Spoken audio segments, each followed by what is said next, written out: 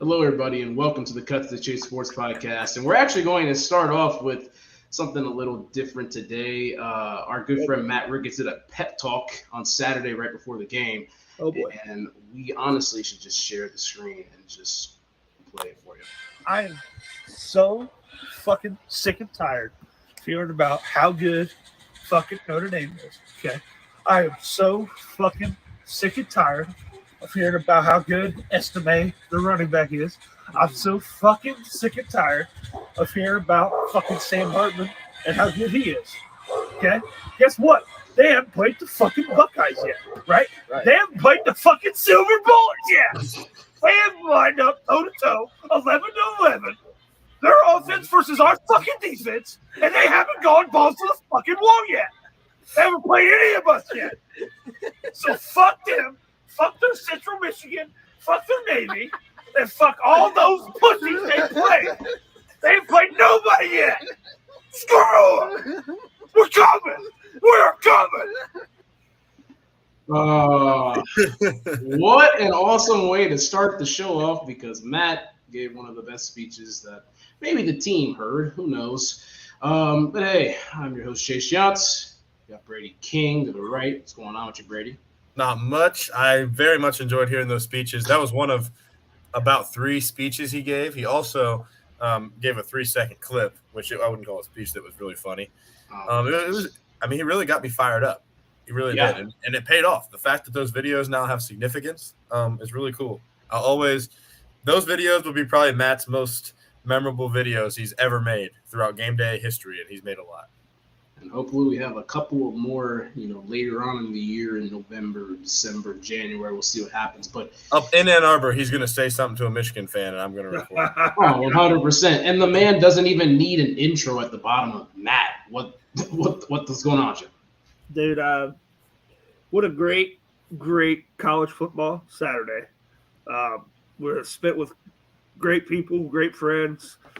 31 bears down and a Buckeye victory later, and I'm feeling real good. I bet. We are all feeling real good about that big old Buckeye win on Saturday. Before we get into this, like this video, subscribe on YouTube, do the thing, do whatever that is. Just we appreciate you guys' support. And, looking at some of these games, actually, Matt, how did you do this week on your bets? This week I went 1-1-1. So, yes, 8-3-2 on the year, which is we're still rolling it, but we struggled a little bit. So yeah, 8-3-2. But fuck it, the Buckeyes won. I don't give a shit. Got that right. I remember we were talking. We were watching the Cincinnati-Oklahoma game, which resulted as what we thought. Oklahoma. I was a half point away from fucking being 2-1. Instead, I'm just bullshit. I'm just glad the Buckeyes kicked the extra point at the end. That's all I gotta say. Okay, let's. You know what? Screw all the other games. Talk about Ohio State. So, all right. Brady. What exactly did you see on the final drive from Kyle McCord specifically? Yeah. So, let's be completely straight up front. I don't know if any of us expected us to go down and score in that situation the way everything had been going down the previous drives. I think that drive really gave Kyle McCord his signature moment that he needs to start his career as the Ohio State quarterback, whether that be just this year and next year, or if he stays for a 5th year. This is like the moment you'll look back and be like, that's when Kyle McCord became the true starting quarterback at Ohio State. He was making big throws. I mean, those weren't just like open, schemed up throws. Notre Dame was dropping, 8 guys, whatever it was. And Kyle was throwing through the heart of that defense strikes to Marv, Emeka. Julian on 4th and 7 made a big play. He played fantastic on that drive. Now, the rest of the game, there are things he'd like back. There's things he messed up on. He wasn't perfect by any means, but he came up clutch. And I loved how Chip Trayanum got in that for that final play. It was great to see him score the game-winning touchdown. Also, I think that downfield passing attack we showed in the last drive should show that maybe we should start doing that more often. Just lining up and throwing downfield across the middle of the field, because that seems to be what this team does best. think we should keep doing that while also, don't abandon the run. Obviously, run the ball efficiently. Just we got to do it at the right times. But that was awesome. I mean, there's legendary drive, one of the top 5 drive in Ohio State history.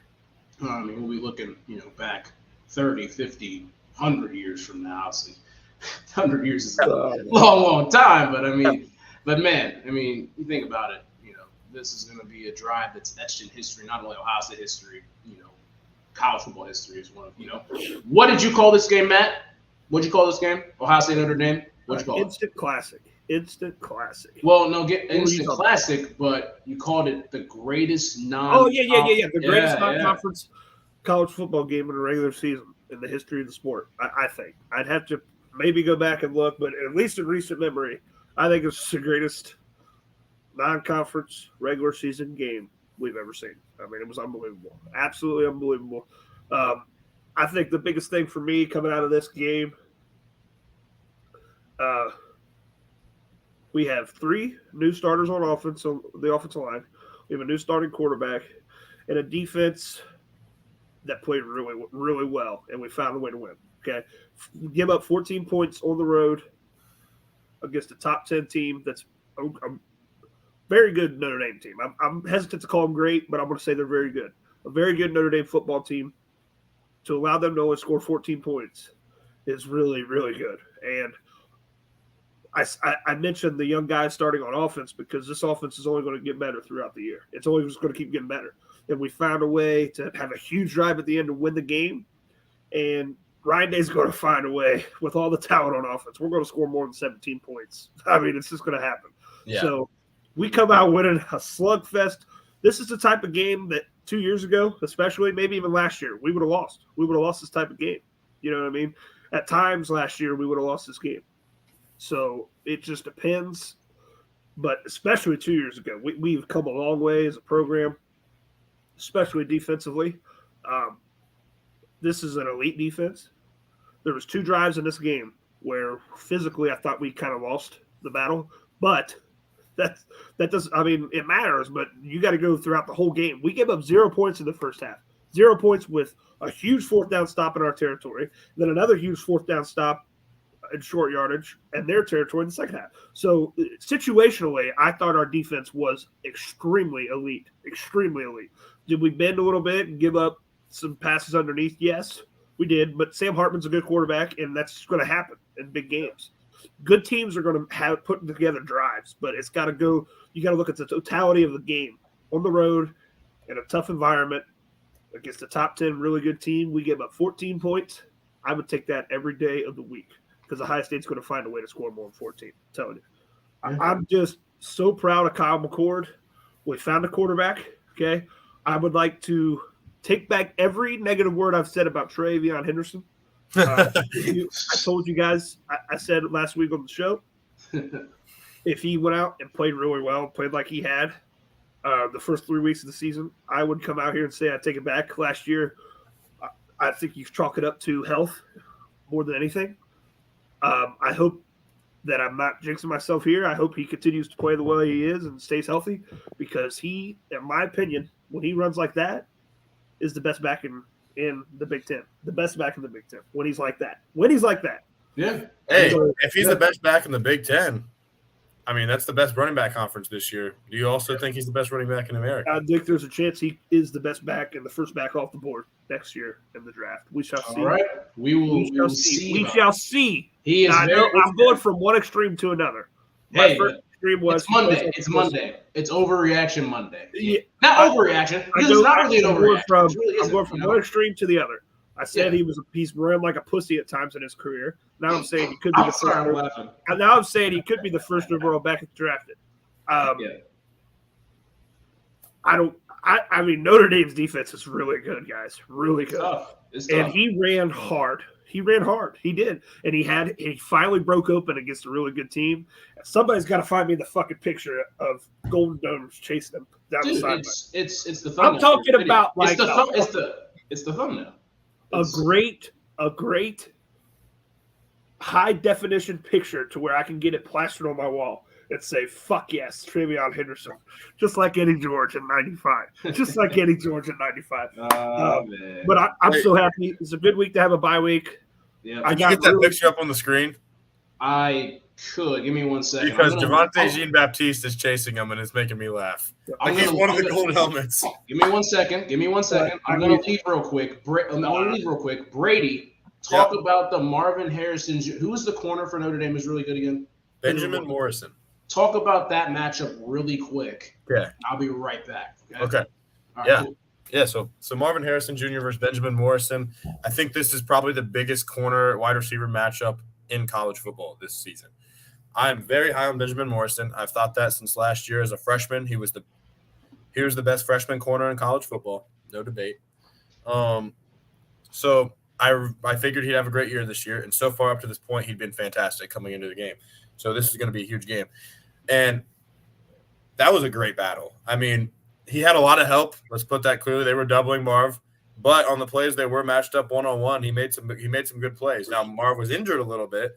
Still, though, you got to give him his flowers. The only play that he gave up that was a big play and definitely a catch was the sideline shot to Marv, where Marv went up and just made a fantastic catch up top with his hands to the sideline. That was the only play Ben Morrison gave up that was big, but he was fantastic. He is arguably the best corner in all of college football. Now, this is a deep year of corners in college football. Marvin, though, I mean, he still came up clutch. Final drive, he had like almost a diving catch where he had to like contort his body to like catch it on the side like this with a sprained ankle. So that was very impressive. It was great to watch those two battle it out. And I'm also happy Benjamin Morrison wasn't able to get two hands on any balls and pick it off, because that dude, he's definitely the best intercepting corner in college football, in my opinion. Yeah, and I'll give 2 cents here real quick, regarding our quarterback and, the play of, Benjamin Morrison and Marvin Harrison Jr. One, I said on the show on Wednesday that, if we had a situation where we had to go down the field and win the game, that I did not trust Kyle McCord. And I said, I hope that I'm wrong. I was wrong, and I'm very glad about it. Hey, fuck you. I'm very glad I was wrong. I'm glad I was wrong, okay? That was one of those things, But, Kyle McCord stepped up on that last drive. He did what he needed to do. Game manager, but he can make some big throws when he needs to make big throws, and we have to play, maybe some more old-fashioned, old-school football. But, hey, if we can see a chance to pop, take the top off the defense and throw some deep shots, why not? So then the Marvin Harrison Jr. and Benjamin Morrison play, a lot of controversy about that, where people were talking like, the steps of the catch, and he went to the ground and he bobbled it, blah blah blah. I think that this goes for college and NFL. I think they add too many damn steps for what a catch is in football. You gotta catch the ball, get a foot down for college, 2 feet down in the NFL. Come on, man, it ain't even that hard. Or have possession. Surviving the ground. That's some bullshit, because think about it, people go up in the air and make some ridiculous catches and come down with them.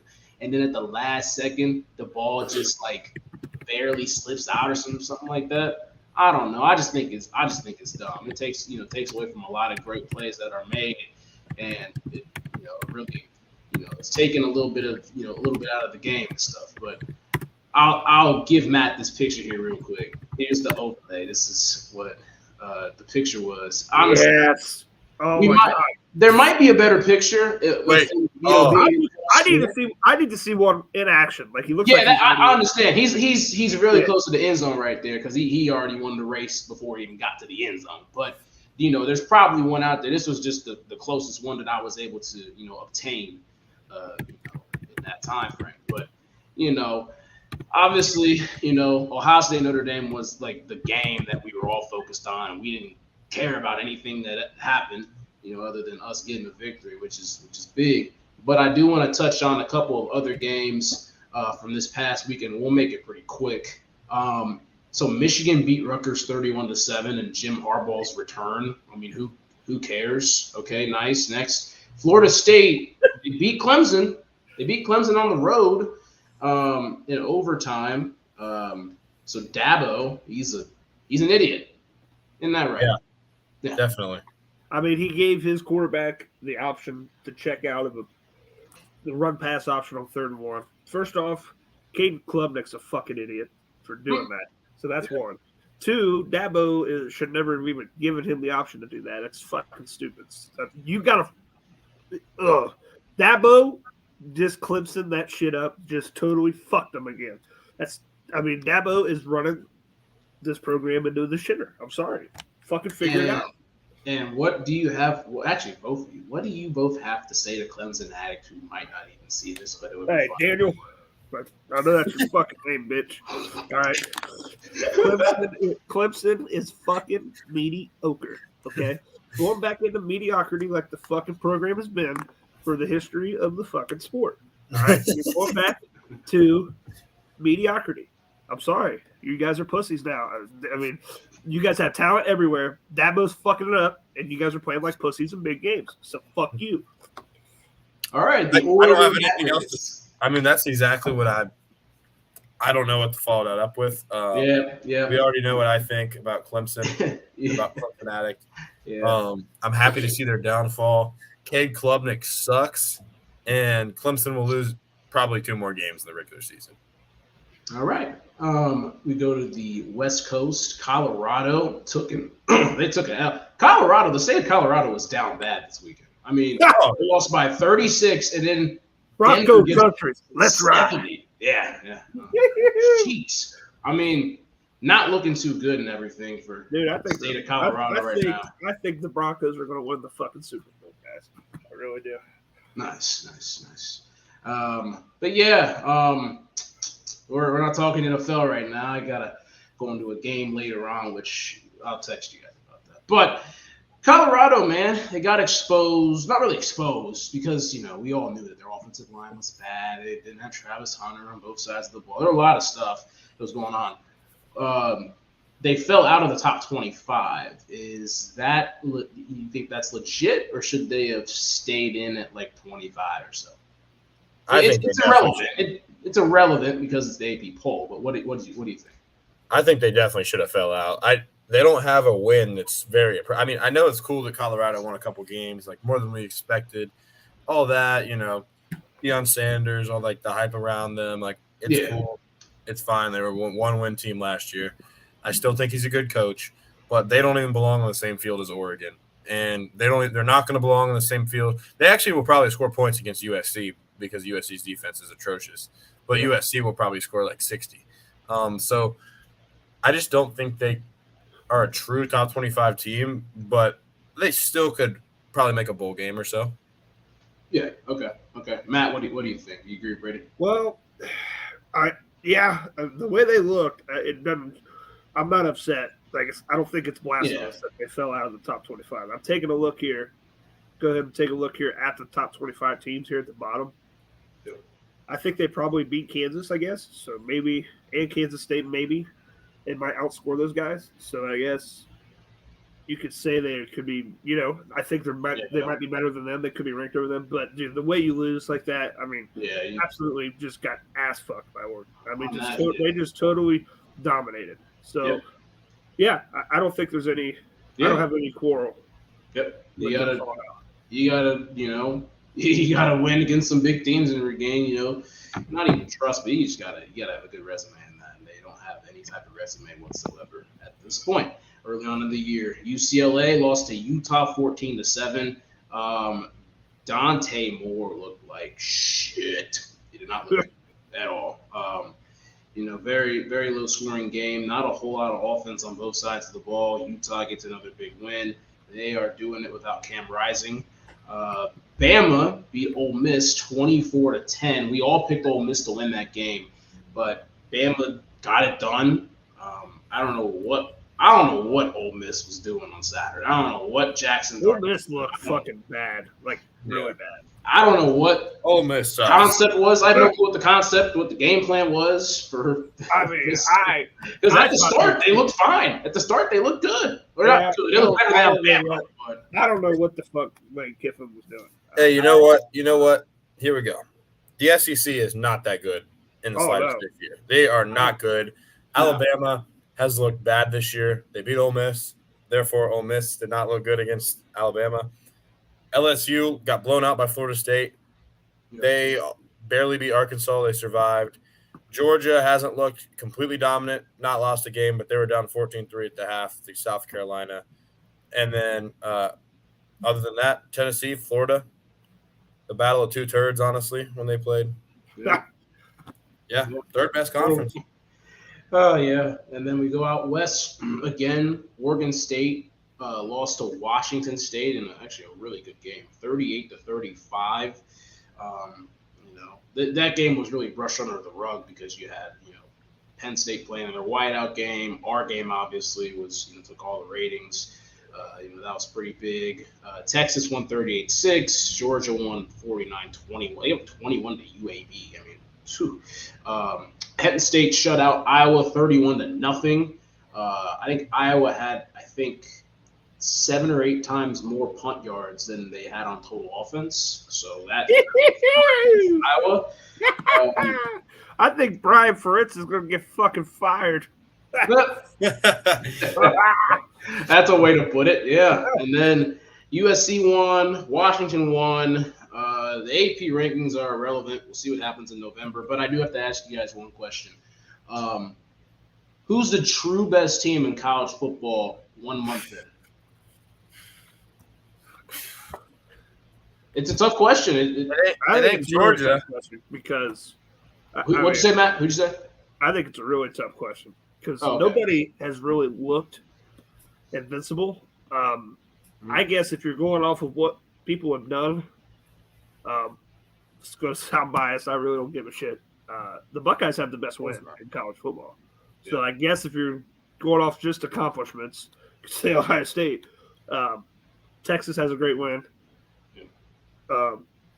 Florida State has a great win.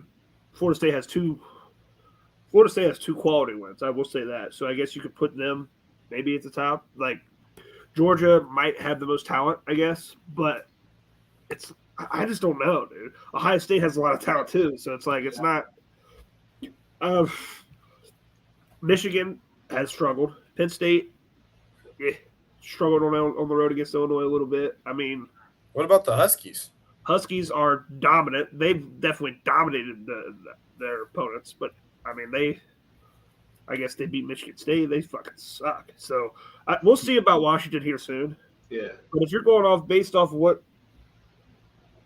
who's accomplished what, I guess you could say Ohio State and Florida State and Texas should be the top 3 if you're going off what has been accomplished. What has been accomplished? Okay. And yeah, I mean, the good thing, well, not necessarily a good thing.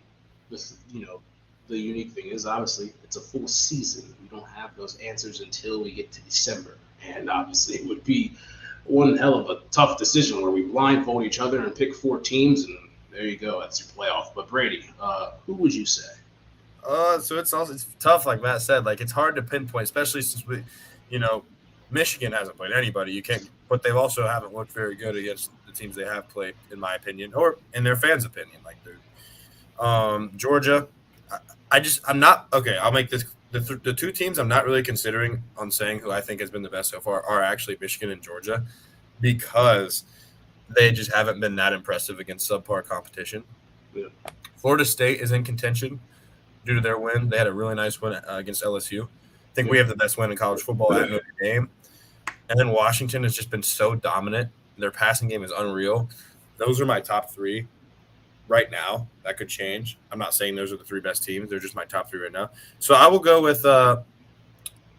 I'm going to go with dude. I'm not even saying 4 teams, but I feel you, man. That's a tough answer. It is a tough question, tough answer. I don't think I'll give this. The one thing I'll say is I don't know if I think Texas is really in that contention. It's impressive to win out of Alabama, but I don't think this is the same Alabama team we've seen. And Texas also was in a tie game with Wyoming in the 4th. Yeah. So, yeah, that's just a hard question, but also a good question. All right, we'll get on out of here, but I'll ask one more. All right, outside of the Big Ten, who is a team that you're just going to keep an eye on the rest of the season and try to watch a bit more of? Great. Washington. Okay. Matt. It's a team I'm going to watch, you said? Or yeah, like watch a little bit outside of the Big Ten. It's a team you keep your eye on a bit more. Texas. I think they're good. I think they have. I think they tend to play down to who they're playing against, but at their peak, I think they're really good. Okay. I would agree. Not going to say this team's going to make the playoff in what any means, but I got to see what's going on with Duke.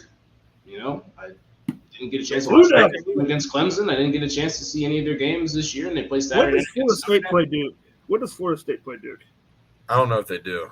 That's a great question. Actually, 1 second. We'll look it up here real quick. But yeah, I haven't got a chance to see Duke play. I know they beat Clemson week 1. And Brady said both of you guys said they're pretty legit. So, might as well watch them on the bye week. They play at Florida State on Saturday, October 21st, same day as Penn State game. Holy shit! Wow. Yes. You gotta be kidding. I wonder what. Obviously, this was a great weekend of college football, bro. We got a big one coming. When you look at Week 8, I honestly preview it right now. You got Penn State, Ohio State. These are ranked matchups. Penn State, Ohio State, Duke, Florida State, Utah, USC, Washington State, Oregon, Tennessee, Alabama. Those are your ranked matchups at this moment. I can't believe Tennessee is ranked. Yeah, believe it or not, by my calculations, it's 5 ranked matchups. That's nuts. A lot of great football that will be coming our way. But yeah, we'll preview Week 5 here in the next couple of days, and Ohio State's on bye. We'll look around the landscape of college football and see what's going on. For that being said, I'm Chase Shantz. It's Brady King, Matt Ricketts. We'll see you guys later on this week.